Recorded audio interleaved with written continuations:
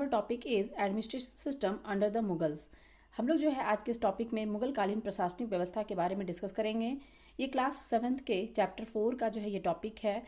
इसके अलावा जो है ये किसी भी कॉम्पिटिटिव एग्जाम के लिए भी जो है बहुत ही इंपॉर्टेंट हो जाता है, इसलिए इसे ये ना समझा जाए कि क्लास 7th का जो है एक टॉपिक है।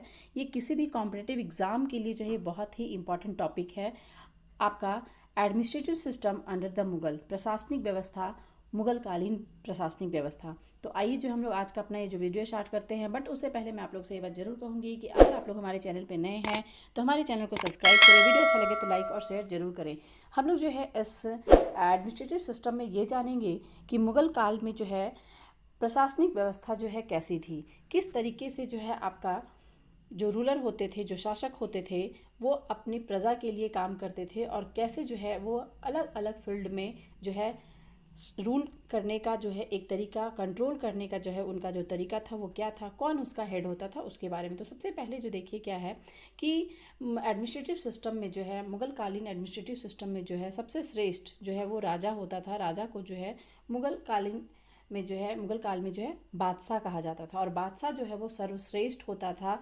यहाँ तक कि इसके बारे में ये भी कहा जाता था कि राजा जो है कोई गलती कर ही नहीं सकता है और जितनी भी जो शक्तियाँ होती थी, जो भी पावर होता था वो राजा में ही होता था। मतलब लास्ट डिसीजन जो है वो राजा लेता था, बादशाह लेता था। अब जो है राजा तो है वो अकेले शासन तो करेगा नहीं, तो उसका जो है कैबिनेट होता था। उस कैबिनेट के अकॉर्डिंग ही जो है वो अपने मंत्री का जो है मंत्रिमंडल का विस्तार करता था और उसमें जो बहुत सारे जो है पद होते थे, पोस्ट होते थे, उस पर लोगों को जो है अपॉइंट करता था जो उसको योग्य होता था और वो उसकी देखभाल करते थे, है ना। तो कैबिनेट जो होता था, कैबिनेट, इसमें जो है मेंबर्स होते थे, नंबर्स ऑफ मेंबर्स जो है होते थे और उनको अलग अलग नामों से बुलाया जाता था और उनके अलग अलग पोस्ट होते थे। हम लोग उसको ही जानेंगे। तो सबसे श्रेष्ठ जो है वो राजा होता था जिसे बादशाह कहा गया है। उसके बाद जो है आपका जो है वो वकील, जिसे प्रधानमंत्री कहा जाता था ना। राजा के बाद जो सर्वश्रेष्ठ जो है पोस्ट था वो था आपका वकील का, और वकील जो है वो राजा के बाद सर्वश्रेष्ठ होता था। और जो बादशाह होता था, जो राजा होता था, वो जिस तरीके से जो है किस तरीके से काम करेगा या फिर कोई भी डिसीजन लेना है, कोई भी निर्णय लेना है, तो वो वकील से, अपने प्रधानमंत्री से लेता था। उसके बाद का जो पोस्ट था वो है मीर बख्शी का। मीर बख्शी जो है सेनापति होता था, मतलब कि सेना प्रमुख होता था। सेना का जो है वो प्रमुख होता था और पूरी सेना की जो है कमांड जो है उसके हाथ में होती थी। इसके बाद का जो है आपका है वो नेक्स्ट पोस्ट जो है, नेक्स्ट कैबिनेट जो है वो है आपका काजी उल कुजात। काजी उल कुजात जो है ये कैसा पोस्ट था, तो ये जो है मुख्य न्यायाधीश का पोस्ट होता था। मुख्य न्यायाधीश, है ना, ये जो है एक तरीके से चीफ जस्टिस होता था और इसका काम था न्याय करने का, है ना, न्याय, जैसे कि न्याय करने का। लेकिन मान लीजिए इसने जो है न्याय किया और इसके न्याय से जो संतुष्ट नहीं होते, ये किसके पास जाएंगे, बादशाह के पास जाएंगे, क्योंकि सारा पावर जो है वो बादशाह के पास है और बादशाह जो है वो पूरे पावर को कंट्रोल करता था और सर्वशक्तिमान जो है उसे कहा गया है। तो इसलिए जो है मुख्य न्यायाधीश जो है पोस्ट था, वो जो है न्याय करता था। लेकिन अगर उससे कोई संतुष्ट नहीं हो तो वो बादशाह के पास जाते थे, रूलर के पास जाते थे। उसके बाद आपका नेक्स्ट जो है आपका है वो है शद उस सुरूस, है ना। सद उस सुरूस जो है ये है आपका धार्मिक विभाग का जो है सर्वोच्च पदाधिकारी को कहा जाता था और ये जो है धर्म से रिलेटेड सारी चीज़ों को जो है ये देखभाल करता था।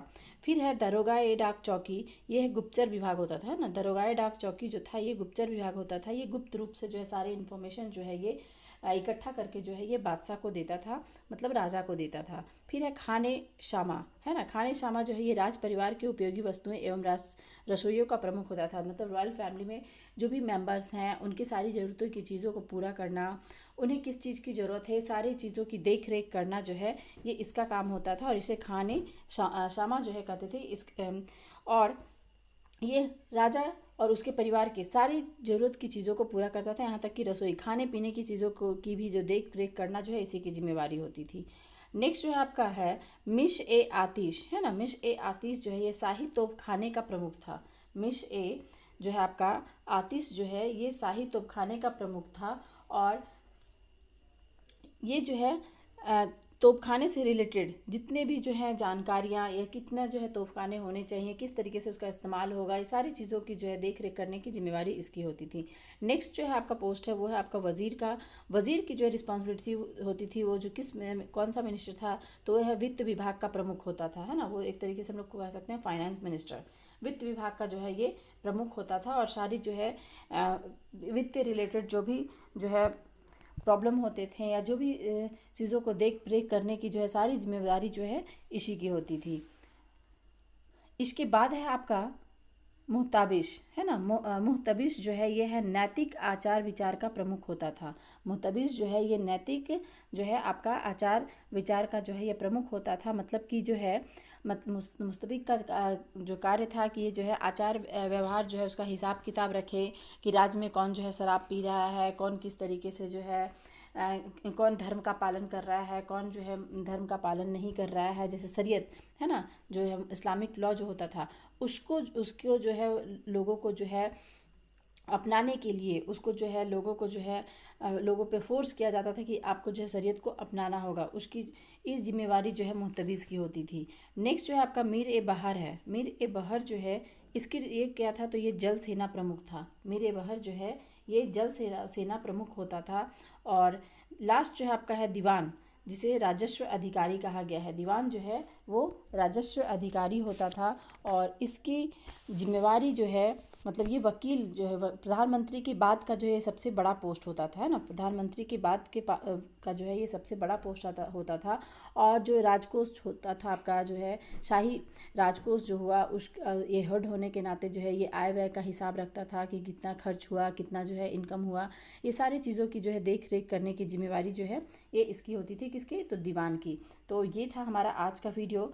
और मुगल एडमिनिस्ट्रेटिव में जो है एडमिनिस्ट्रेटिव सिस्टम में जो है आपका यही जो है कैबिनेट होते थे और इसी कैबिनेट के साथ मिलकर के जो है बादशाह जो है वो शासन करता था और अपने राज्य को अपने रूलिंग पीरियड के समय को जो है वो अधिक पावरफुल जो है करने की कोशिश करता था। इन्हीं के सपोर्ट से जो है वो अपने राज्य का जो है विस्तार भी करता था।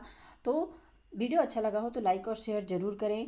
हमारे साथ अंत तक बने रहने के लिए आपका बहुत बहुत धन्यवाद। मिलते हैं हम लोग बहुत ही जल्द अपने नेक्स्ट वीडियो में। Thank you so much.